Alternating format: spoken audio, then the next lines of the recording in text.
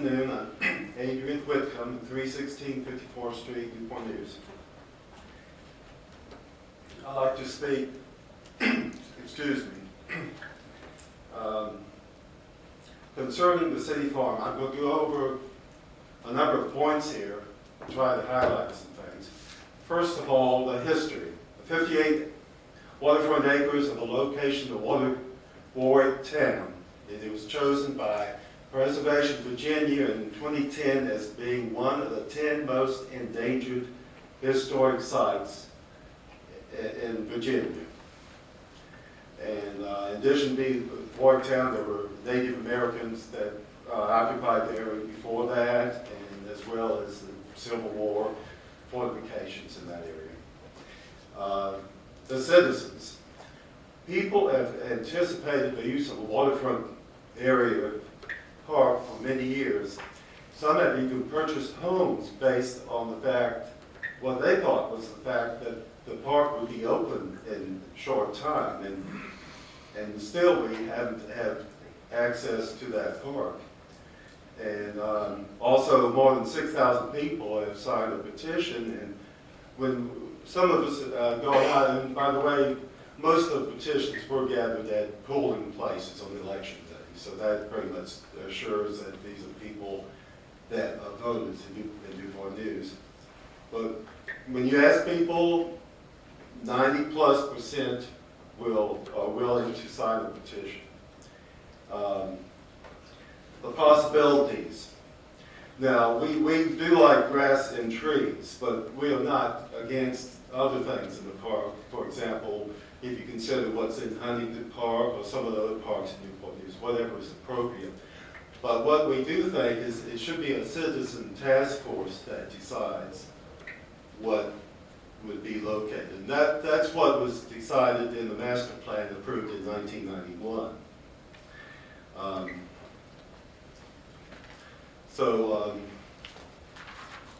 Number one, they gave you this. If you look at this right here, was actually approved the year before the master plan. This is the master plan for the Deep Creek Mitchell area. And as you can see, they not only studied the city farm, they studied the neighborhoods around and looked at them and said some should be low density or medium density and so forth. And the park was the central feature of this plan. And then a year later, they had to make a specific plan for the park. And as you can see, it goes all the way down to the water, the riverfront park, and they kept a number of sections as natural areas. So some of these areas are just suited to be kept in a natural state.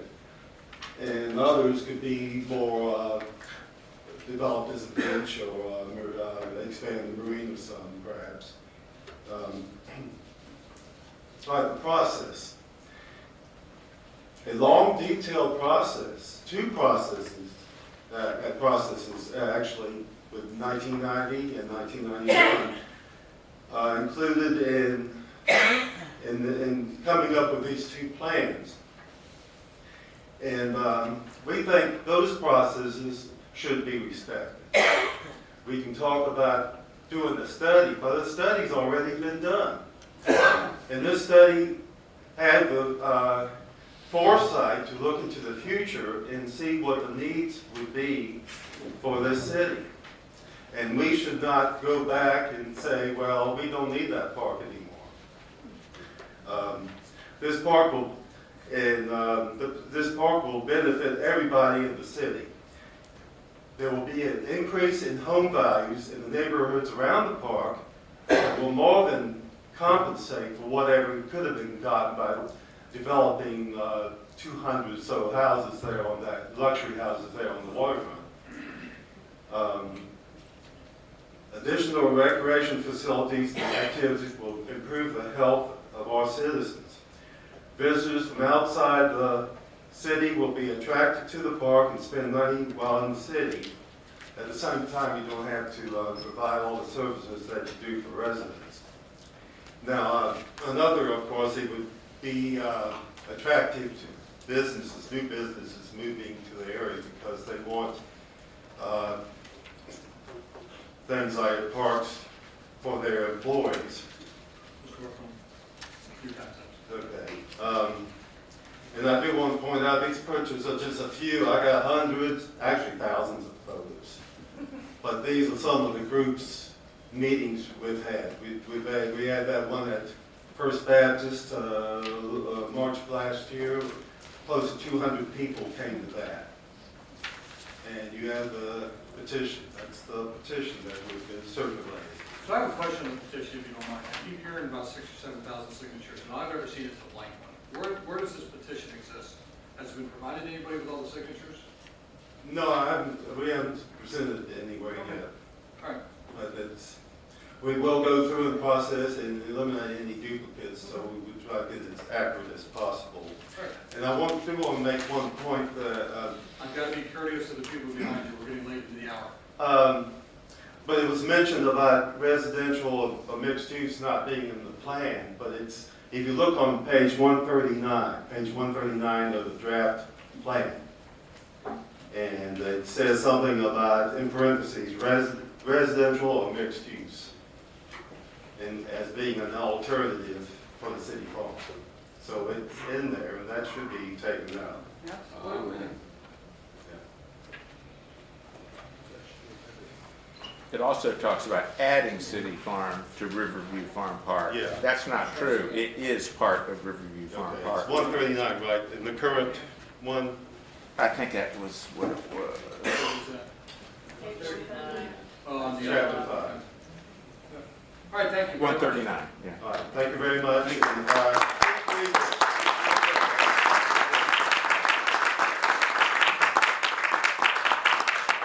And I think, first of all, thank you for having me, 333 Pine Avenue, Newport News, Virginia.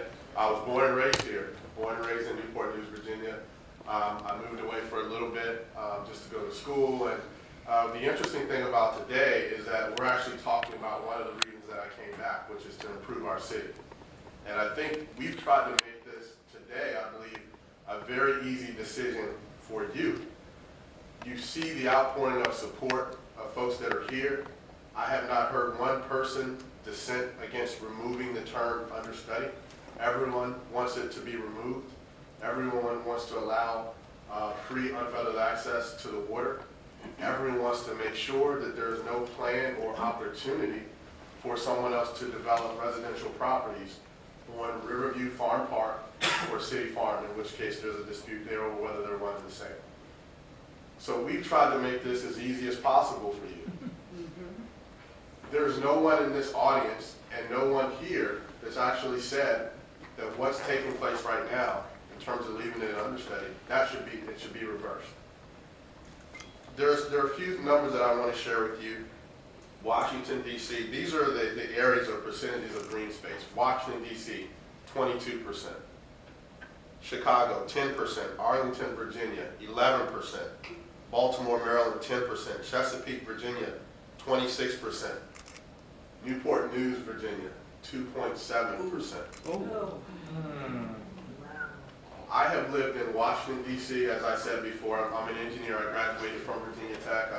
I went to George Washington University to get a master's in project management. I have another master's degree.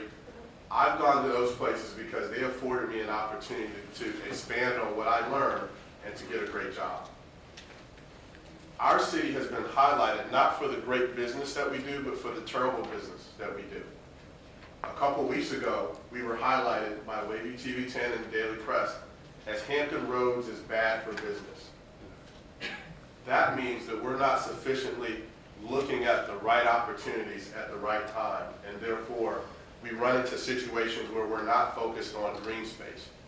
2.7% compared to some other bigger cities. We're not making the right decisions. You have an opportunity to make the right decision. You can allow the buck to stop here with you. When I think about the money that exchanges hands, I'm a technology guy. I love technology. We need to put pressure on our leadership to make sure that we're bringing in technology jobs. and jobs don't steal from Peter to pay Paul. Not the easy jobs where you get the easy money and you get the land for pennies on the dollar, which is what we've been unfortunately doing for the last decade and a half.